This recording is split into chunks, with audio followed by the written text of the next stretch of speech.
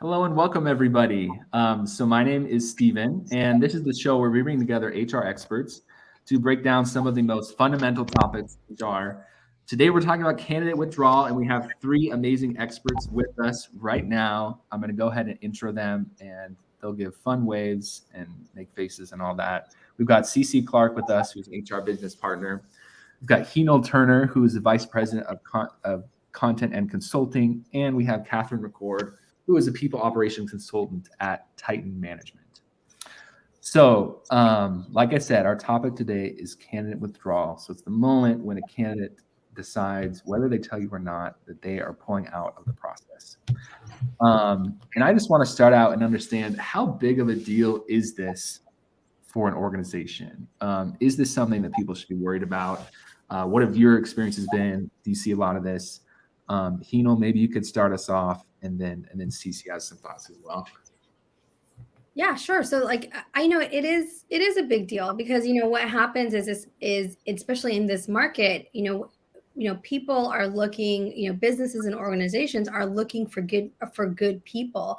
And we as the business owner spends time invested in our process to recruit great talent. And it's such a shame that if somewhere along the line in your process someone drops out and is suddenly disinterested in your position. I mean, realistically, sure, it could be a number of things. Maybe they found another match that was a better fit, maybe but maybe it's something to do with your process. But whatever the reason is, it's not a good use of time really for anybody if the candidate kind of drops out somewhere along the line in your process, right? So it's really worthwhile to understand why it's happening and take a corrective approach, in the future.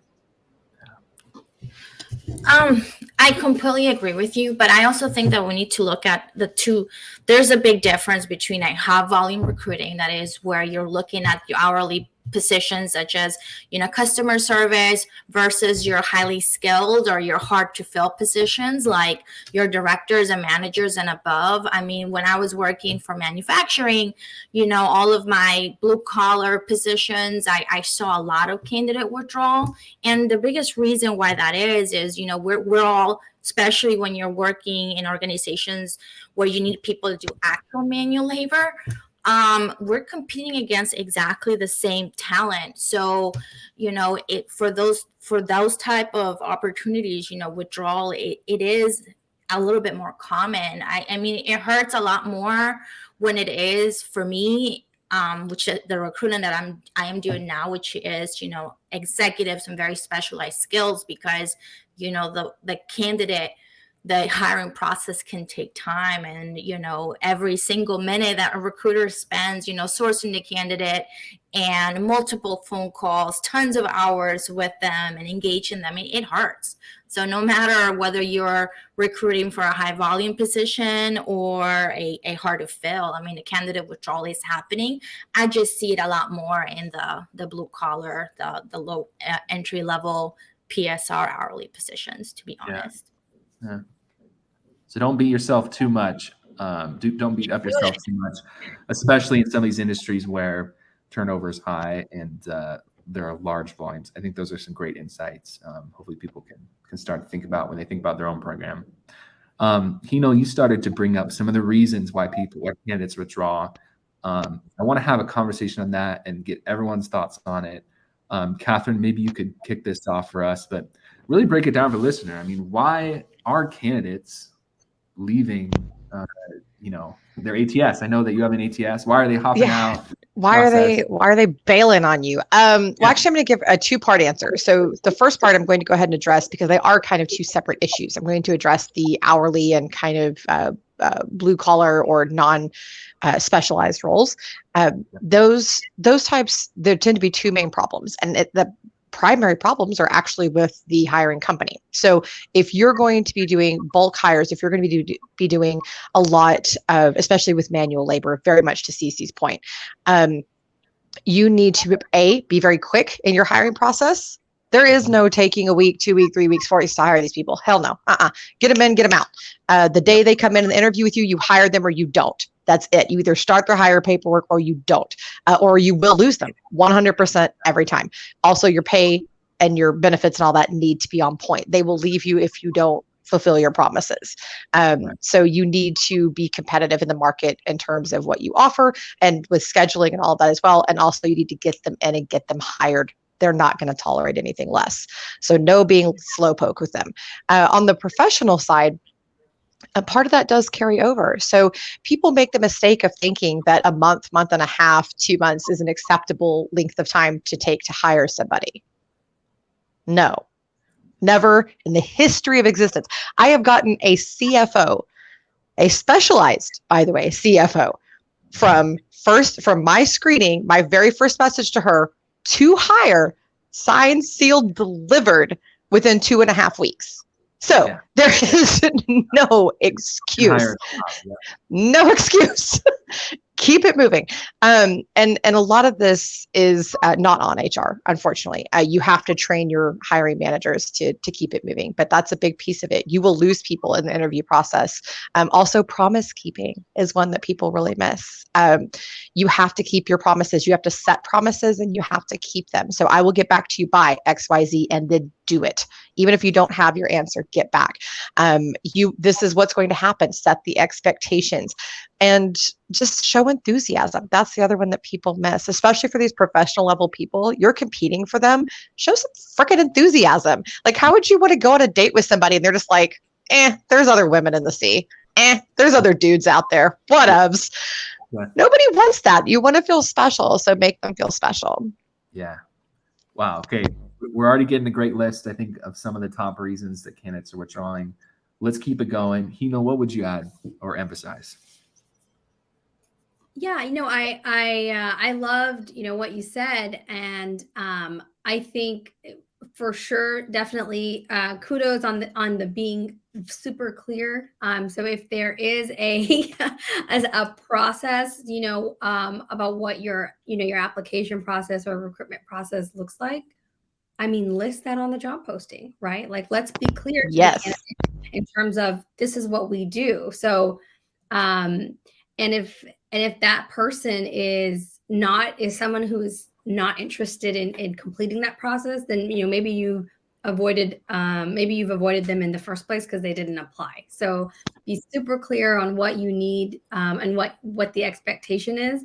And communication, I work with so many business owners, and you've got to understand how important it is to communicate and to focus on your people, right? And that means if you're adding somebody into your organization, you need to make it a priority. So that means the people who are involved in your recruitment process need to be trained, and you make it a priority, they'll make it a priority.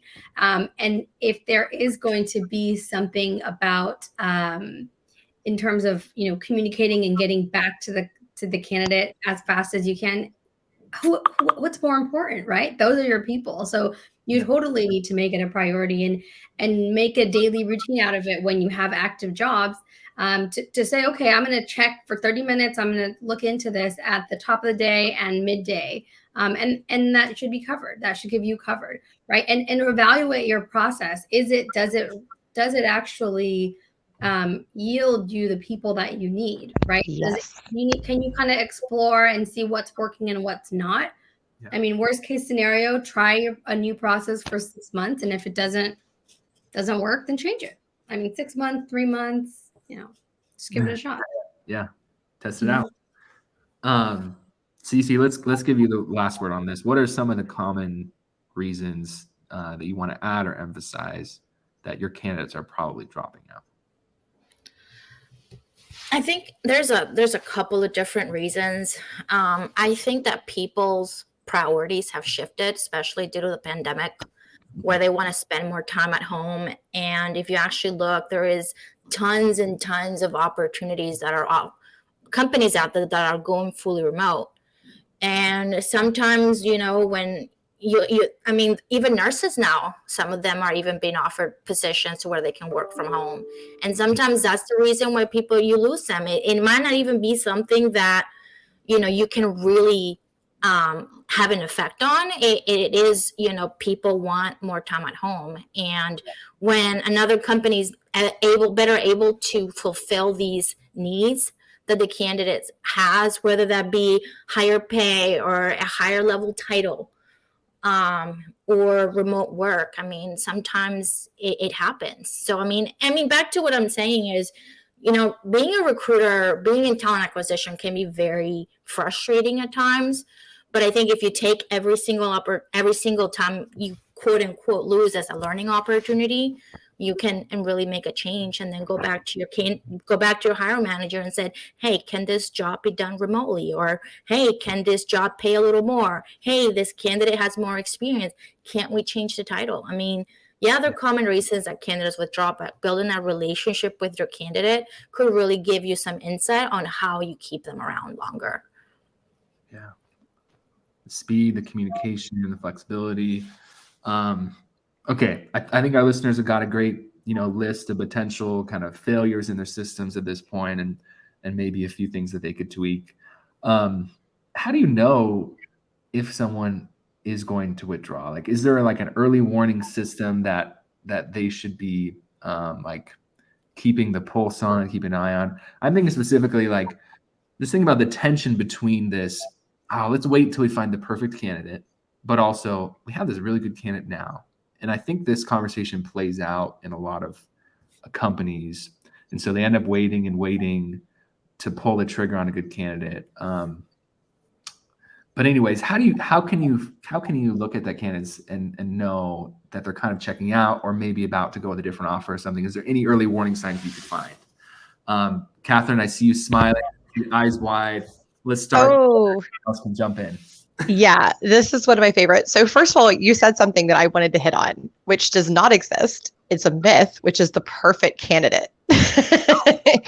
Does not exist, folks. If you are waiting for that, you're going to wait for eternity. That's like the chick that's sitting there like, I want the guy who's a billionaire and he looks like John Hamm and he's got like 50 cute kitty cats and I don't know, whatever the frick it is that you think is perfect. It's not going to happen, right? It's not going to work. And I use dating as an analogy because people can relate to it, right? They've all kind of been there and seen that. So, it doesn't exist. There is no perfect candidate. So if you have someone that you think is a really good fit, roll with them. Now, how can you tell they're going to drop out? The same way you can with anything else, right? So if somebody is not responding to you very quickly, if their answers are short and uninterested, if they are not responding at all, like people don't think about that. Like, oh, well, they didn't get back to me on this and this, but they did show up for their phone screen. Guess what? They don't care. They're not that interested. Their mind is elsewhere. You're probably a backup. And you might still want to pursue them. Okay. That does not mean don't pursue them. I have turned some of those candidates into some badass hires over the years. So it doesn't mean don't, but it means that you need to re-engage them. It means that there are some things, I'm sure we'll get to that in a minute as to how you do that. But those are some things to look for. Do they seem uninterested? Are they not asking questions? And do they sound when you actually speak to them, is their tone of voice, excited and energetic? Or are they like, yeah, okay. Yeah, this is what I did. Just kind of disassociated. So the same cues that you look for socially are the exact same clues that will tell you if you're about to lose somebody in the job hunt. Yep. I see you nodding. Anything you want to add there? Things that you've seen?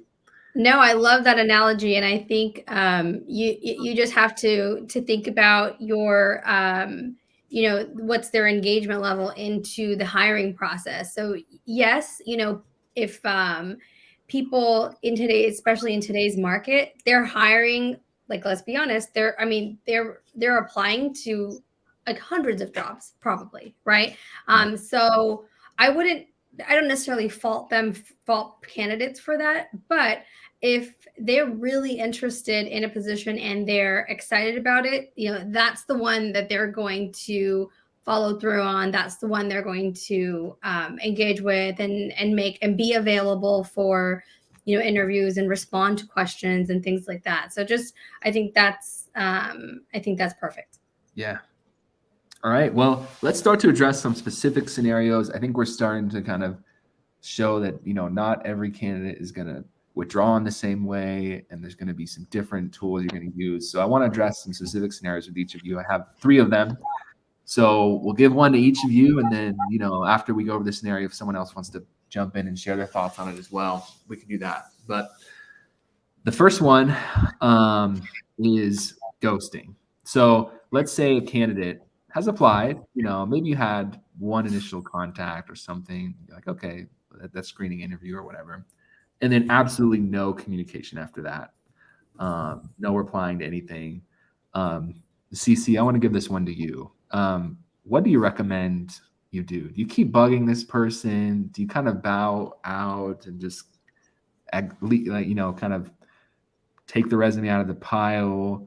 Do you save the resume for, the next position when it opens up? Well, what is your response to that? Wow. So I have been ghosted before. And to be honest, I kind of have like the three rules. I reach out to you 3 different ways, because I actually had this happen where a candidate that I was, a high level candidate that I was trying to set up for an interview, she never got back to me. And then 2 months later, she's like, oh, I found all your emails in spam. And I'm like, oh, shoot. That's awful. So then, what I learned is, if some people respond better to emails, some people respond better to text messages, and some people respond better to an email. So to be honest, I do my three tries. I try email, try text, and I go on LinkedIn. And if I get nothing, and I don't do it like right away, and like not all at once, like I kind of wait for a couple of days. Yep. And if they don't get back to you, to me, I just understand that maybe they found something more interesting or something, or another company, and I tag them, put them in an appropriate category in my applicant tracking system. Maybe try again in 6 months. Yeah. I love that you highlighted right away that sometimes it might seem like a candidate is withdrawing, but they actually it's just a communication issue. I think that's really 100%. You never know. And then a phone call, of course, too. I forgot that one. Yeah. So follow up in different ways. Okay. Great there. This next scenario, Catherine, I'm going to give to you because I think you alluded to maybe having some good experience with this. So the candidate that checks out, that's kind of going through the motions now, and you can tell that although they haven't formally withdrawn, they aren't really that interested.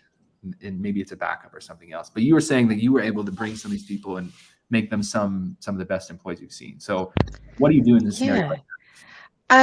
So you have to, first of all, this is something I start off every interview with, period. So you kind of have to cycle back to it. And that's to find out what matters to them.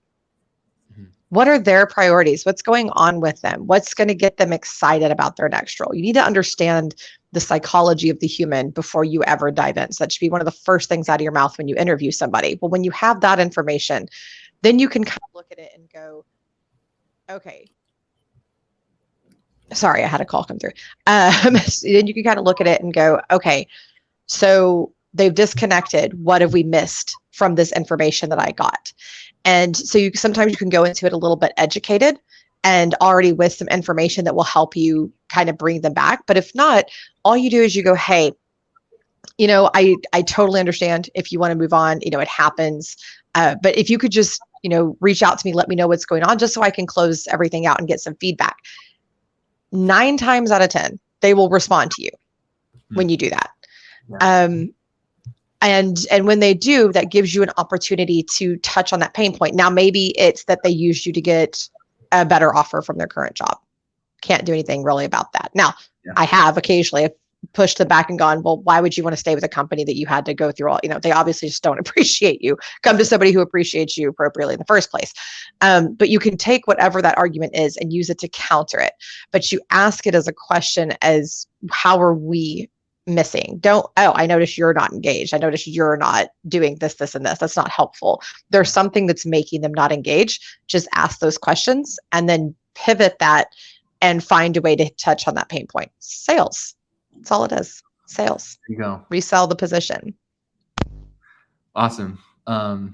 I love that. And I could see how that would kind of bring back a spark or some engagement with the process and make people consider to take it a little more seriously.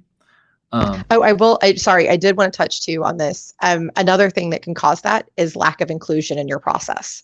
And when I want to be real specific, because people will think, oh, well, I'm interviewing people of all races and sexes and all, so on and so forth. Well, that's not exactly what I mean. So inclusion in your interview process can be things like offering off-screen options.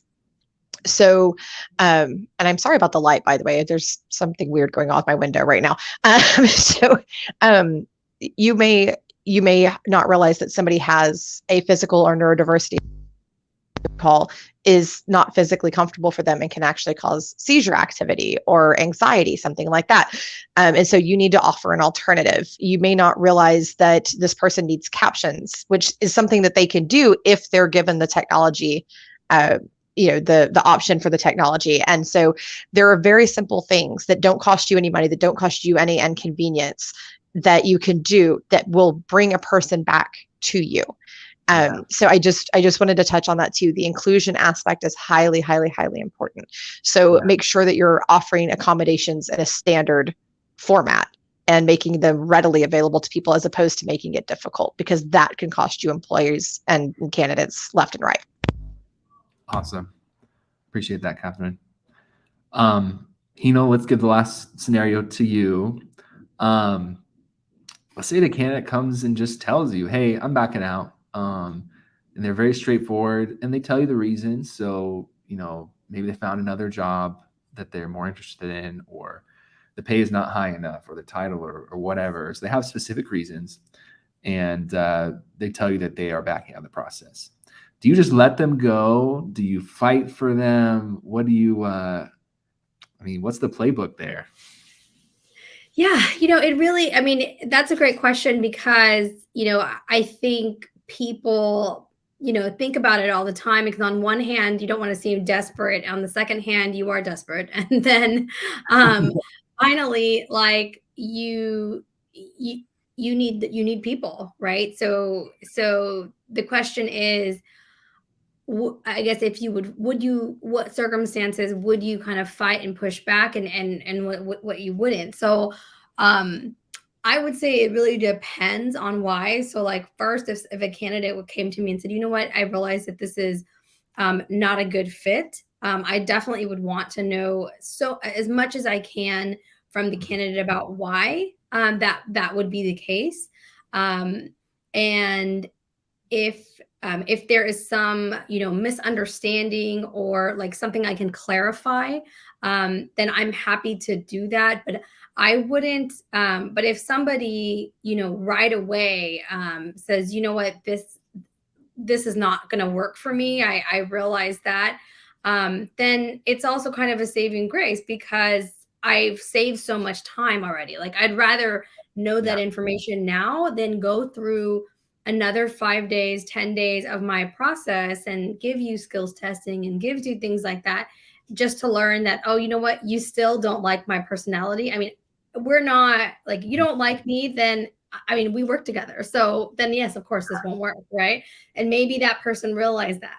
Maybe they said, you know what, this position, like, the pay is just not something that's going to fit me financially. That's a hard challenge to overcome, because by the time you're posting a job and interviewing somebody, especially in California, and probably in other states, like California typically sets the trend, but there's lots of things in here about pay transparency and walking into these interviews knowing what the position pays, because you have to be transparent about it.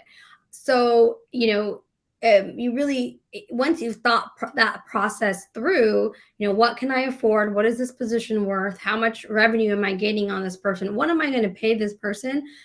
If you put that much thought into it, I don't know that you need to now be flexible about it. Yeah. Right. So, like, the salary information, post it on the job, right? And clarify that at the beginning, because you don't want somebody to come later down in the process and be like, oh, this is not going to work, because you understand, right? You know how much you need to survive on from a monthly standpoint. So you can't ask somebody to really be comfortable with their job if it doesn't meet that basic need, you know? Yeah. So kind of some different things to think about there.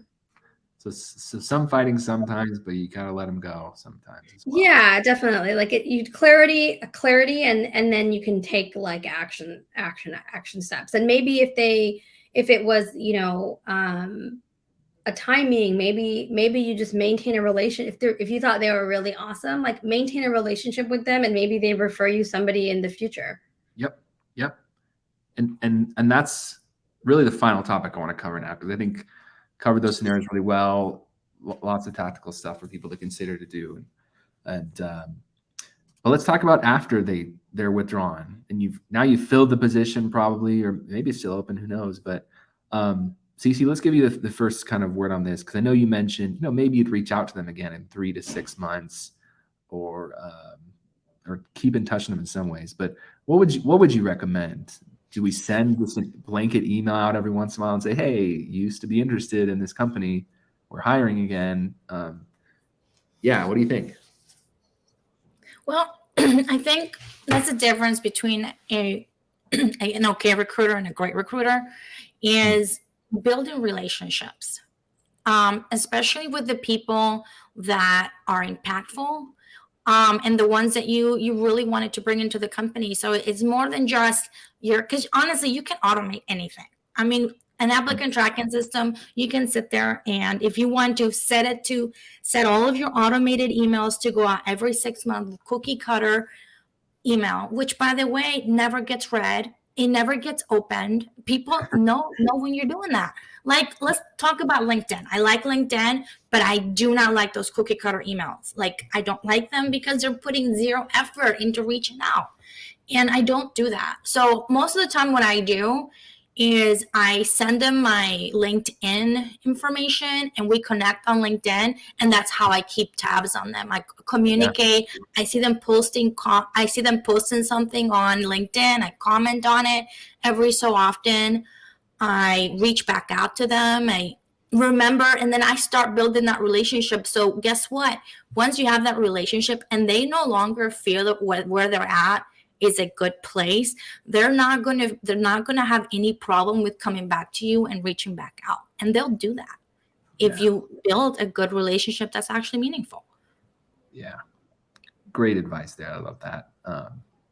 Catherine or Hino, I'll let you, either of you, if you want to jump in and have additional thoughts on maintaining relationships, especially with the candidates who withdrew that like really were painful for you, that you were like, man, we should have hired this person. Wish we had got him. Any other advice you'd have on that? Yeah. I, first of all, I guess relationships. I have candidates that I've cycled back to several times, and that we've worked together, and that and sometimes it worked out, sometimes it didn't with the hire, but we stay in contact. LinkedIn, yes, 100%. Don't be canned. Yeah, don't do that. That's just weird. But I do, don't be weird. I say that on my show all the time. Like, just don't be weird. Just don't be that awkward person. Just be a human. But the other thing I will say is, if you ghost a recruiter, that is about the dumbest thing that you could do as a candidate, because people think that recruiters don't keep track. We're like elephants, man. We will remember you for years. I had somebody contact me who ghosted me at offer stage. Wow. Got ghosted. And for no reason, we could not find anything that had gone wrong. Everything had been super positive. Years later, cycles back and is looking for a job and applies to this role that I'm working. And I said, you don't remember me, do you? And then they were like, oh, crud. Don't do that. Don't ghost. Because recruiters will put you, I actually know recruiters that keep a spreadsheet of candidates who ghost them and who pull nonsense during the interview process of all kinds. And boy, do I have some stories on that. Just be aware. Like, and so when it comes to HR on that side of it, if somebody ghosts you, you have no obligation to reach back out to them. That's incredibly rude, just as you should not do that to them, and they shouldn't respond to you if you do, vice versa. Now, if you find out later it was a communication error or something like that, fine. That's a whole other story. But if you're a good recruiter, like Cece said, and you're doing your 2, 3, 4 points of contact, there's no excuse for it. So don't feel obligated to reach out to those people that ghosted you, but do definitely keep your relationships. Yeah. Love it. Well, I think that was our last major topic, but we always like to give everybody one last opportunity to share anything that we didn't talk about, give one last piece of wisdom on this subject. So we're going to go ahead and do that now. Hina, we'll start with you, and then we'll go to Cece, and we'll end with Catherine.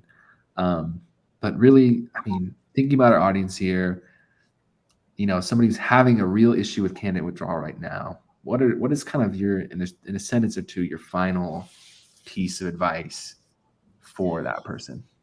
Yeah. So, my piece of advice would be, try to find out why, and, keep your communications very authentic, and remember how important the people are, in your organization, the ones that you're bringing onto your team.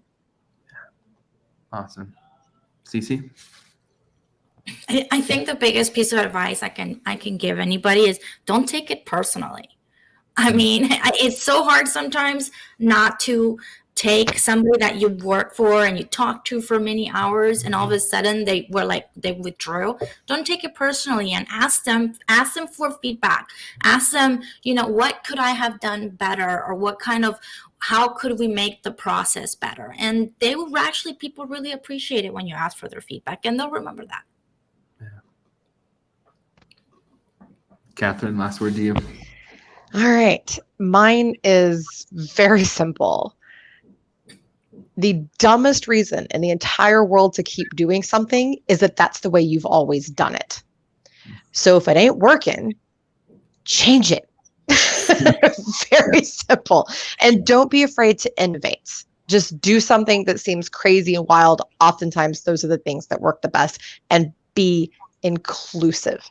It will completely change how your candidates interact with you. And I will tell you right now, with my company, it decreased our drop-off 62% when we completely pivoted and made everything more inclusive. Awesome. Well, great advice from you three. Really appreciate you being on so much. If you want to learn a little bit more about candidate withdrawal, we do have an encyclopedia entry on the subject, along with about 180 or so additional articles on hiring in general. And we always recommend, probably more than anything else, is to go connect with these three on LinkedIn. They're awesome. I mean, they're on this show right now, sharing their thoughts and being generous with their time. We really appreciate them. And to be frank, if you have a real hiring issue, maybe you should just hire one of these people to come and help you out and figure it out and solve the problem. So just so grateful for these three.